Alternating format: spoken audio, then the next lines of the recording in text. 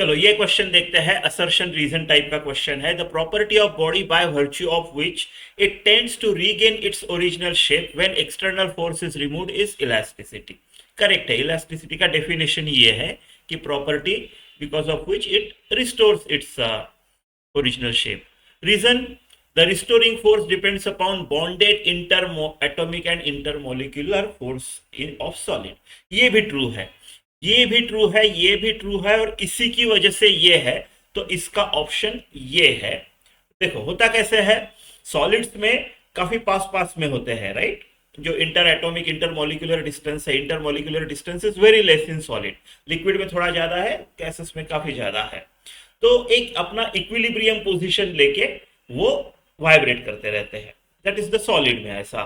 जब इस equilibrium distance से, ये अगर आपका इक्विलिब्रियम डिस्टेंस है, इक्विलिब्रियम का मतलब जहां पे वो एक दूसरे के ऊपर फोर्सेस एक्सर्ट नहीं कर रहे, ठीक है।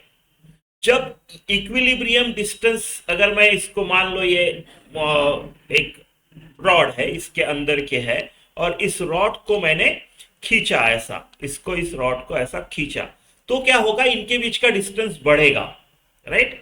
तो इनके बीच का डिस्टेंस बढ़ेगा। तो ये इंटरमोलिकुलर फोर्सेस ऐसे होते हैं, इक्विलिब्रियम डिस्टेंस से ज्यादा डिस्टेंस है तो ये अट्रैक्ट करेगा इसको, ये अट्रैक्ट करेगा इसको। और जब मैं ये एक्सटर्नल फोर्स निकाल दूंगा तो ये जो अट्रैक्टिव फोर्स था, इधर वाला जो इसको अट्रैक्ट कर रहा था, ये एक दूसरे को जो अट्रैक्ट कर रहे थे, right, net to net attractive forces इधर रहेगा, क्योंकि इस तरफ उनकी डेंसिटी कम रहेगी मॉलिक्यूल्स की, इधर ज्यादा रहेगी, राइट। तो net to net attractive forces इधर रहेगा।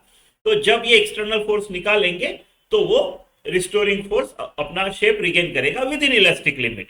इलास्टिक लिमिट के बाहर फिर वो परमानेंट डिफॉर्मेशन हो जाएगी, right. With in elastic limit restoring force की वजह से वो अपना शेप रिस्टोर कर लेगा, और इसी प्रॉपर्टी को इलास्टिसिटी बोलते हैं। तो इसकी वजह से ये जो इंटर मॉलिक्यूलर फोर्सेस है, अगर मैं इसको कंप्रेस करूं, अगर मैं इसको कंप्रेस करूं, ये मान लो इनका ओरिजिनल था और मैं इसको करूं कंप्रेस, तो ये इधर चला जाएगा अभी, राइट।